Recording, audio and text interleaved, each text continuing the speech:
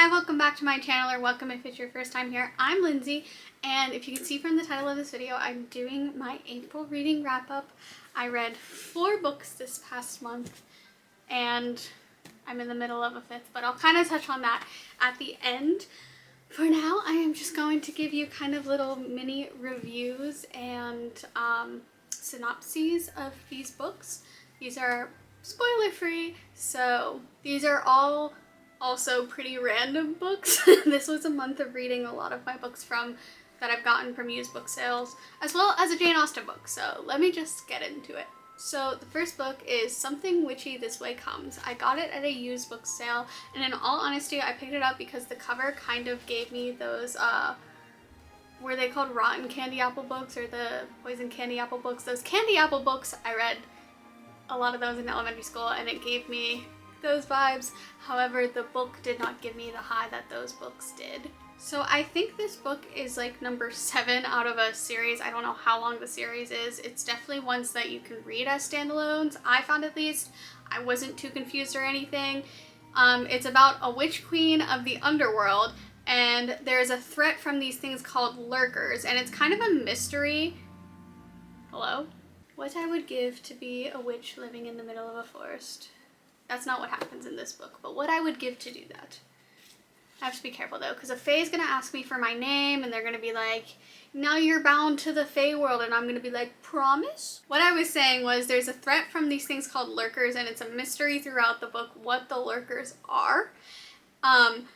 It definitely has a good magic versus bad magic aspect though. I think there's kind of supposed to be a love triangle, but I would call it a love triangle that's not a love triangle. Like, this one person definitely did have a chance. I think you're supposed to believe it's a bit of a love triangle though.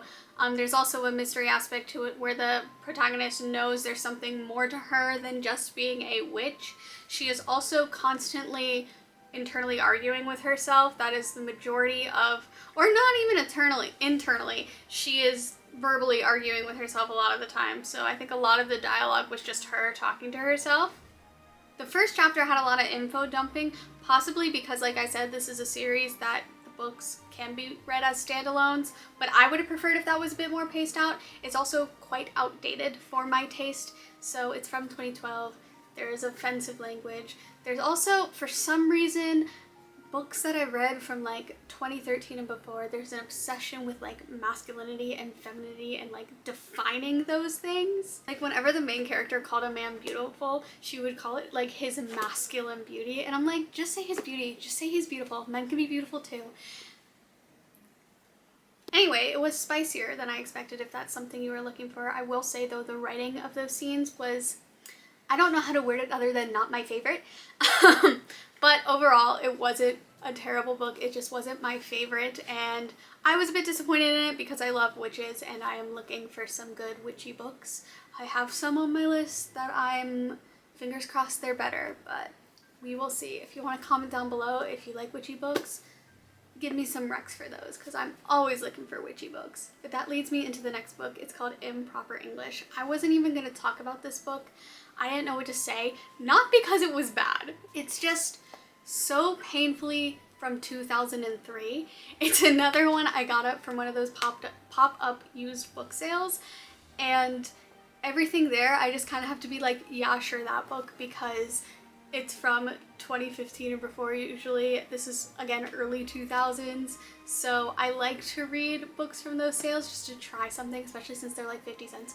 But it's just something else. Again, it wasn't even bad. It was just, like I said, so 2003. So when I'm at those sales, I just kind of go like, this looks interesting, and it was.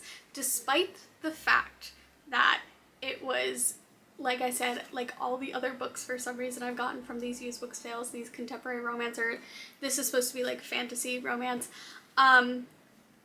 it had that obsession with like gender roles and enforcing gender roles and the gender norms and stuff. But despite that, it really wasn't a bad book. It did also still have this thing that a lot of books, I think pretty much everyone that I've read that has romance from these pop-up used book sales has, where the male love interest is an alpha male. Like, they will even state that in the book, and that's just not for me. I'm not the intended audience for that.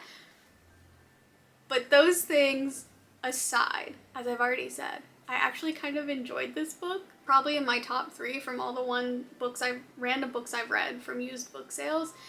It was goofy, and it was definitely meant to be goofy. It made me laugh out loud a couple times, which was surprising to me. It was also possibly one of the smuttiest books I've ever read. The main character is a smut author, so there's that, but also just like her life, her own life too. I'm also slightly embarrassed to admit that before reading this book, I didn't know that smut was a term that's been around since like the 1800s, because they use it in this book, which isn't from the 1800s. But anyway, I looked it up to find out. I was like, wait, this is not something that originated from fanfic.net or just fan fiction in general. I really truly thought it was just a fanfic term.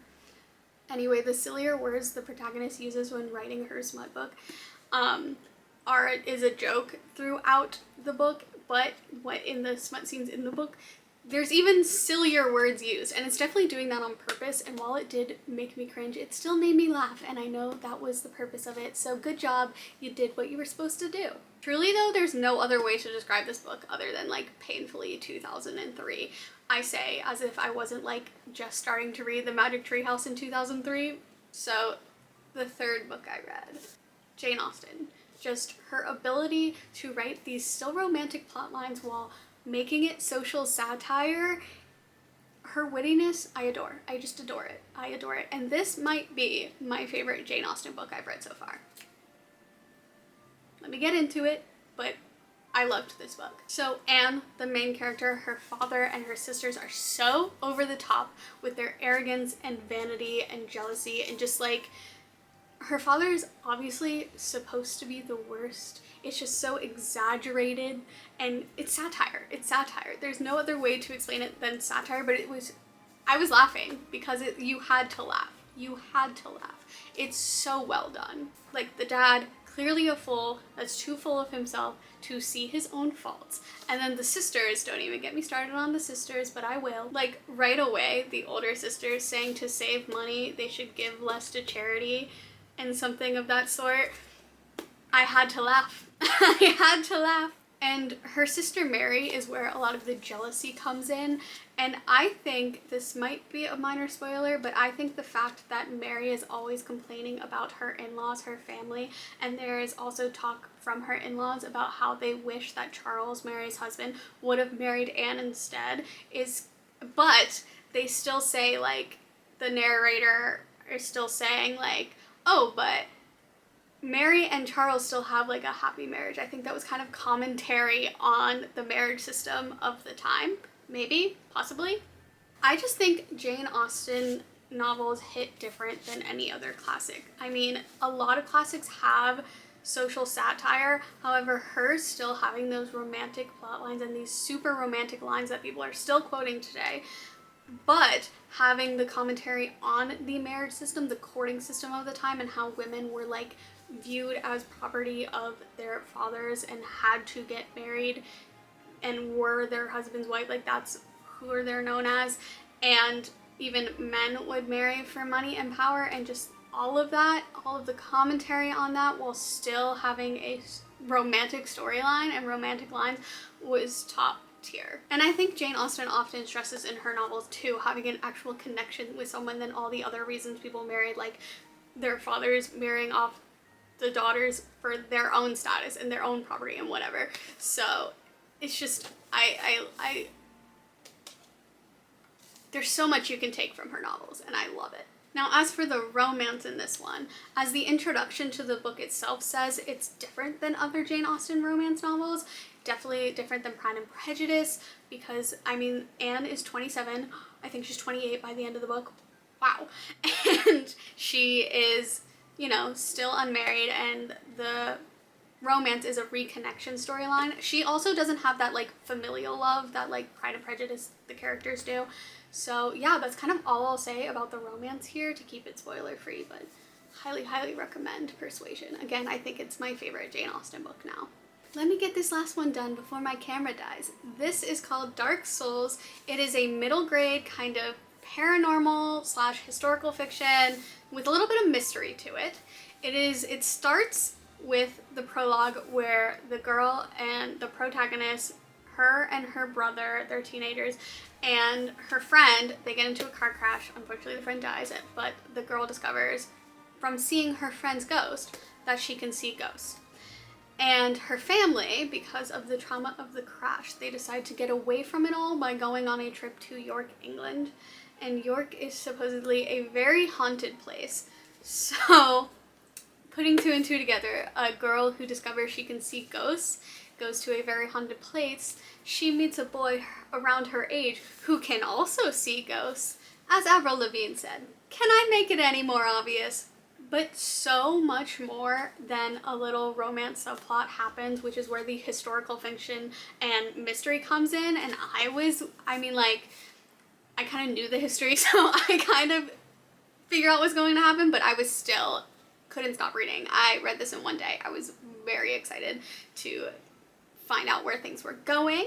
I'd also venture to say it's a story about grief, as I mentioned how it starts, but it is from 2011, so be warned about wording and such. Other than that, I'd say it was a pretty sad yet touching story.